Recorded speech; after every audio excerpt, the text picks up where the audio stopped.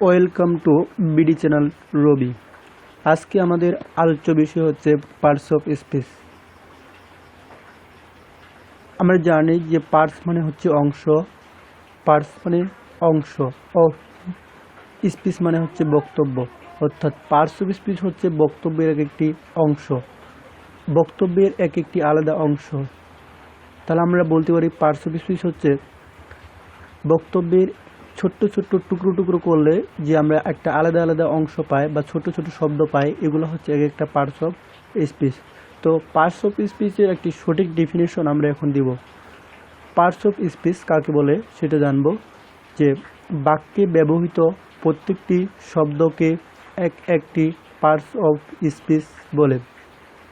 আবার বলছি, বাক্যে ব্যবহৃত প্রত্যেকটি শব্দকে এক একটি পার্টস অফ স্পিচ বলে। অর্থাৎ বাক্যে ব্যবহৃত মানে একটি সেন্টেন্সে যতগুলো শব্দ ব্যবহার করা হয়, প্রত্যেকটি শব্দ কোনো না কোনো পার্টস অফ স্পিচ। আমরা জানি পার্টস অফ স্পিচ মূলত 8 প্রকার। একটা হচ্ছে নাউন, যাকে আমরা বিশেষ্য নামে চিনি। আর একটা হচ্ছে pronoun, adjective, verb, adverb, preposition, conjunction এবং ইন্টারজেকশন। আবার বলছি, পার্টস অফ স্পিচ 8 প্রকার। নাউন, যার বাংলা বিশেষ্য; প্রোনাউন, যার বাংলা সর্বনাম; অ্যাডজেক্টিভ, যার বাংলা নাম বিশেষণ; ভার্ব, যেটাকে আমরা ক্রিয়া নামে চিনি বা কাজ বোঝায়; অ্যাডভার্ব, ক্রিয়া বিশেষণ; প্রিপোজিশন, পদনীয় অব্যয়; কনজাংশন, সংযোজক অব্যয়; ইন্টারজেকশন, আবেগসূচক অব্যয়। তো এখন আমরা আলোচনা করব নাউনের নিয়ে বিস্তারিত। নাউন, নাউন অর্থ হচ্ছে বিশেষ্য। যে ওয়ার্ড দ্বারা কোনো কিছুর নাম প্রকাশ করা হয় তাকে নাউন বলে। অর্থাৎ পৃথিবীতে যত প্রকার নাম আছে সব কিছু বা প্রত্যেকটা নামই হচ্ছে নাউন হিসেবে পরিচিতি। যেমন আমাদের চোখের সামনে যা দেখি সেগুলোর নামই হচ্ছে নাউন। নাউন দ্বারা কোনো ব্যক্তি, বস্তু, প্রাণী, স্থান, ঘটনা ইত্যাদির নাম বোঝায়। অর্থাৎ পৃথিবীতে যত ব্যক্তি, বস্তু বা প্রাণী, স্থান, ঘটনা সব কিছুর নামকে একত্রে নাউন বলে। তাহলে নাউন বলতে আমরা কি বুঝি? নাউন বলতে নাম বিশেষণ, অর্থাৎ প্রত্যেকটা নাম মানে কোনো কিছু ব্যক্তি অথবা বস্তু অথবা প্রাণীর যে কোনো কিছুর নাম কি বলা হচ্ছে? নাউন। তো আমরা এক্সাম্পল দিয়ে জিনিসটা আরও ক্লিয়ার হয়ে যায়। যে Karim does not like to go to school. এ বাক্যে করিম একজন ব্যক্তির নাম। এখানে করিম সাবজেক্ট হিসেবে ব্যবহার করা হয়েছে। করিম, আমরা জানি করিম একজন ব্যক্তির নাম, অতএব আমরা বলতে পারি কোনো ব্যক্তির নাম হলে সেটা নাউন নামে পরিচিতি। Kuwait is the Muslim country. এখানে কুয়েত একটি দেশের নাম, অর্থাৎ কুয়েত হচ্ছে একটি দেশের নাম। অর্থাৎ যে কোনো দেশের নাম হলেও সেটা নাউনের আন্ডারেই পড়ে। Diamond is the very valuable. Diamond একটি বস্তুর নাম। আমরা জানি ডায়মন্ড হচ্ছে একটি বস্তু, অতএব ডায়মন্ড একটি খুবই গুরুত্বপূর্ণ বস্তুর নাম। তো আমরা জানলাম যে নাউন সম্পর্কে কিছু মৌলিক আলোচনা। এবার চলে আসি প্রোনাউন সম্পর্কে। তো প্রোনাউন অর্থ হচ্ছে সর্বনাম। প্রোনাউন অর্থ হচ্ছে সর্বনাম। সহজভাবে যে সকল শব্দ আমরা নামের পরিবর্তিতে বসাই তাকে প্রোনাউন বলে। যেমন হি, সি, ইট, উই এটসেট্রা। আমরা সাধারণত নাউনের পরিবর্তে হি, সি, ইট, উই এটসেট্রা আর অনেক কিছু ব্যবহার করে থাকি, যেগুলোকে আমরা প্রোনাউন হিসাবে বলি। তো এক্সাম্পল অনুসারে দেখি যে কি বলা যায়। যে করিম ইজ এ গুড বয়। এখানে করিম একটি noun. He goes to school every day. He goes to school every day. সে প্রতিদিন স্কুলে যায়। কিন্তু এখানে আছে করিম, কিন্তু আবারও যদি পরবর্তী সেন্টেন্সটাতে Karim goes to school every day, একই নাম বারবার শোনানো খুব একটা বিরক্তকর লাগবে এবং শুনতেও ভালো লাগবে না। সেজন্য আমরা করিমের পরিবর্তে ব্যবহার করলাম হচ্ছে প্রোনাউন। প্রোনাউন হি, অতএব হিটা হচ্ছে করিমের পরিবর্তিতে ব্যবহার, অর্থাৎ নাউনের পরিবর্তিতে ব্যবহার করা হলো হি, এজন্য হিটা হয়ে গেল কি এখানে pronoun. We should take care of our children. আমাদের উচিত যে আমাদের সন্তানদের উম, উম, মানে যত্ন নেওয়া। ওই মানে হচ্ছে আমরা, এখানে ওইটা হচ্ছে একটি প্রোনাউন। তো তো আমরা জানলাম যে প্রোনাউন সম্পর্কে কিছু বেসিক ধারণা। এবার চলে আসি অ্যাডজেক্টিভ। অ্যাডজেক্টিভ আসলে কি জিনিস? অ্যাডজেক্টিভ যেখানে নাম বিশেষণ বলে। অ্যাডজেক্টিভ অর্থ হচ্ছে নাম বিশেষণ, অর্থাৎ যে সকল শব্দ দ্বারা কোনো নাউন বা প্রোনাউন এর দোষ, গুণ, সংখ্যা, পরিমাণ, অবস্থা ইত্যাদি প্রকাশ হয় তাকে অ্যাডজেক্টিভ বলে। অর্থাৎ নাউন অথবা প্রোনাউনের দোষ, গুণ, সংখ্যা, পরিমাণ, অবস্থা ইত্যাদি প্রকাশ করবে তাকে অ্যাডজেক্টিভ বলে। যেমন এক্সাম্পল অনুসারে বলা যেতে পারে যে নাইমা ইজ এ বিউটিফুল। এখানে নাইমার গুণ প্রকাশ পাচ্ছে, Naima is a beautiful, Naima একজন সুন্দর। সো এখানে নাইমার একটি গুণ প্রকাশ পাচ্ছে। আমরা জানি একটা মানুষের গুণ হচ্ছে সেটা হচ্ছে অ্যাডজেক্টিভের আন্ডারে পড়ে। তাহলে নাইমা এখানে হচ্ছে নাইমা ইজ এ বিউটিফুল, বিউটিফুলটা হচ্ছে এখানে adjective. He has there red pants, he has he has 3 red pants. নাউনের সংখ্যা বোঝাচ্ছে, হি হ্যাজ 3 রেড পেন মানে তার 3টি কলম আছে। এখানে নাউনের সংখ্যা বোঝাচ্ছে মানে তার কয়টি কলম আছে, অর্থাৎ তার কয়টি কলম আছে, এখানে একটা সংখ্যা বা পরিমাণ বোঝাচ্ছে। সো এক্ষেত্রে এটা 3টা হচ্ছে এখানে হচ্ছে অ্যাডজেক্টিভ। সাফি ভার্ব, আমরা জানি অ্যাডজেক্টিভ পরে যে পার্টস অফ স্পিচটি আছে সেটা হচ্ছে ভার্ব। তো চলুন শুরু করা যায়। ভার্ব, ভার্ব বলতে যার বাংলা হচ্ছে ক্রিয়া বা কাজ, ক্রিয়া অথবা কাজ, অর্থাৎ ইংরেজি বাক্যে কোনো কিছু করা, হওয়া, যাওয়া, খাওয়া ইত্যাদি বোঝালে সেটিকে ভার্ব বলে। অর্থাৎ আরও বলতে পারি যে সঠিক একটি ডেফিনেশন, যে শব্দ দ্বারা কোনো কাজ করা, হওয়া বোঝায় তাকে ভার্ব বলে। যেমন গো, ইট, slip.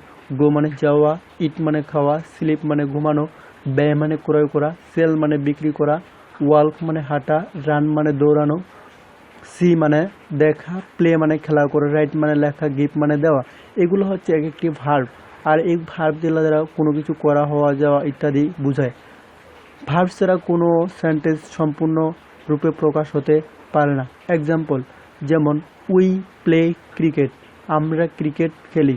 He writes a letter, সে চিঠি লেখে। He give me a glass of water, সে আমাকে এক গ্লাস পানি দেয়। তো এই যে আমরা এখানে দেখলাম যে প্লে, এখানে হচ্ছে নাউনের পরে যেটি ব্যবহার করা হচ্ছে সেটি হচ্ছে ভার্ব। আবার এখানে হিটা হচ্ছে প্রোনাউন, প্রোনাউনের পর ব্যবহার করা হচ্ছে রাইটস, রাইটসটা হচ্ছে এখানে ভার্ব। হি গেভ মি, সে আমাকে এক গ্লাস পানি, গেভ মানে হচ্ছে দেওয়া, আর গ্যাপ মানে দিয়েছিল, সে আমাকে এক গ্লাস পানি দিয়েছিল, এখানে গ্যাপটা হচ্ছে ভার্ব। এটা হচ্ছে ভার্ব 2। এবার আমরা আলোচনা করব অ্যাডভার্ব নিয়ে। অ্যাডভার্ব অর্থ হচ্ছে ক্রিয়া বিশেষণ। অ্যাডভার্ব অর্থ হচ্ছে ক্রিয়া বিশেষণ। যে সকল শব্দ ভার্ব, অ্যাডজেক্টিভ বা অন্য অ্যাডভার্বকে মডিফাই করে বা কোনো কিছু অ্যাড করে সেই সকল শব্দগুলোকে অ্যাডভার্ব বলে। অর্থাৎ ভার্ব এবং অ্যাডজেক্টিভ সম্পর্কে আরও বেশি কিছু বলার নামই হচ্ছে অ্যাডভার্ব। আচ্ছা, অ্যাডভার্ব যে সকল শব্দ হতে পারে সাধারণত সেগুলো হচ্ছে very, slowly, well, carefully etcetera. অ্যাডভার্বের একটি সঠিক একটি গুরুত্বপূর্ণ রুলস হচ্ছে এলওয়াই যুক্ত প্রত্যেকটি শব্দই হচ্ছে অ্যাডভার্ব। এটি সবাইকে মনে রাখতে হবে। অ্যাডভার্ব হলো যেগুলো শব্দ এলওয়াই যুক্ত সেগুলোকে বলা হচ্ছে অ্যাডভার্ব।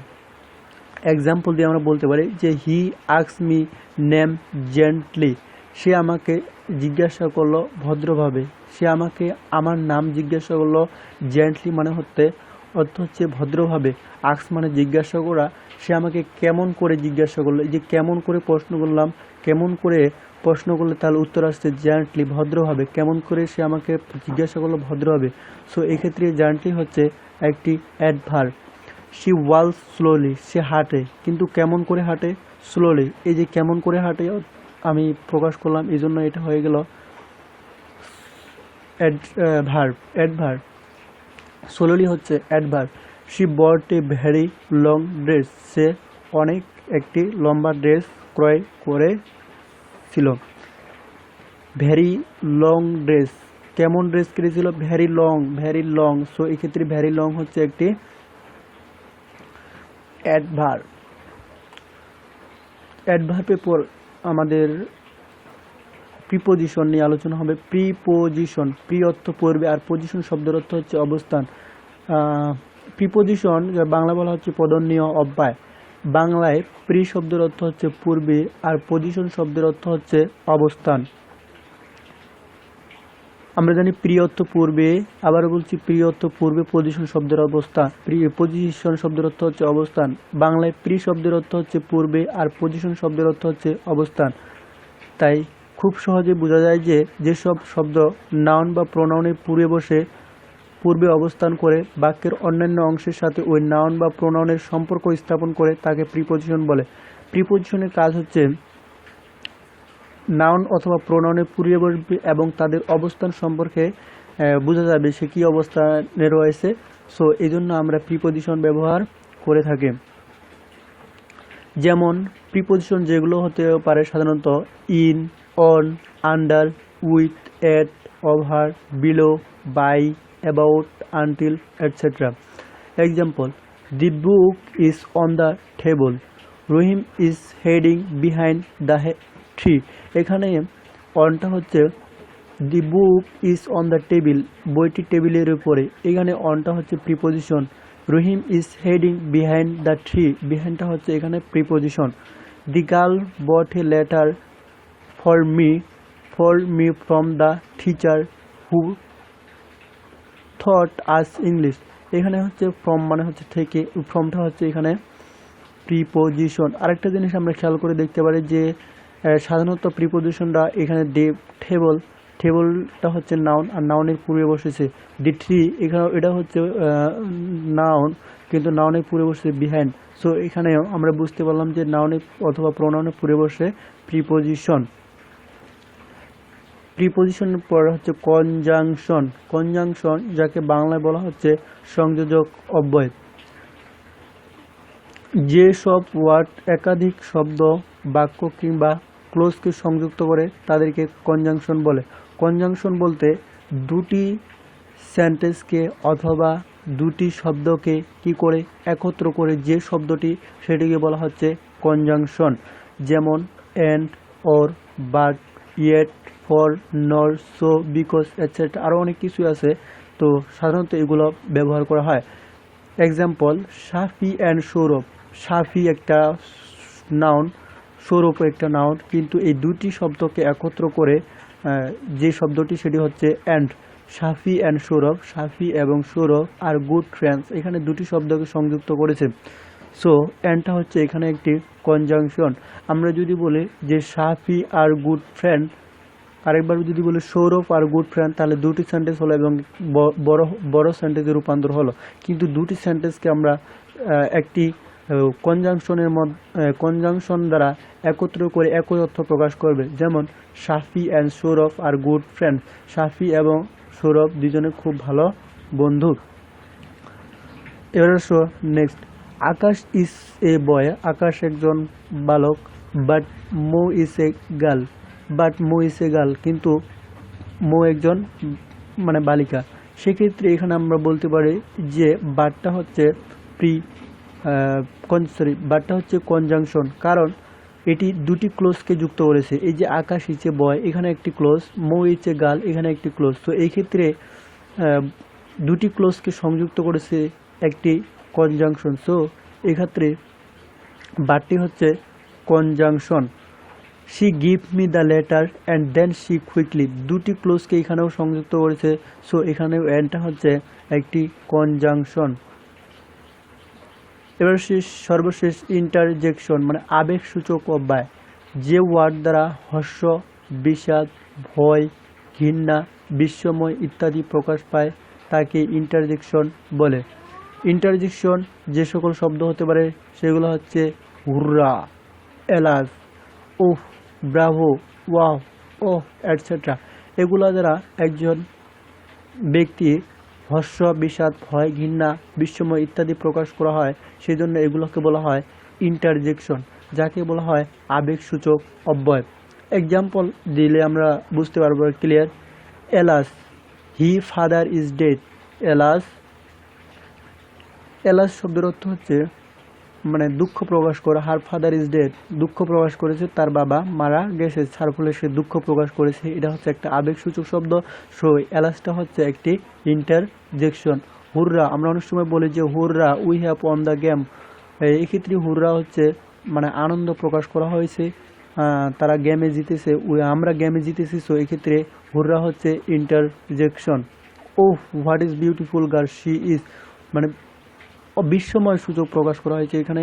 সো ওফ, আমরা বলি না ওফ হোয়াট ইজ বিউটিফুল গার্ল, মেয়েটি কি সুন্দর। সো এখানে হচ্ছে ওটা হচ্ছে ইন্টারজেকশন। আশা করি আমরা পার্টস অফ স্পিচ সম্পর্কে মোটামুটি আমাদের ধারণা ক্লিয়ার হয়ে গেল। তো আজকে এ পর্যন্তই। আগামী নেক্সট ক্লাস আসার আগ পর্যন্ত সবাইকে ধন্যবাদ। আল্লাহ হাফিজ।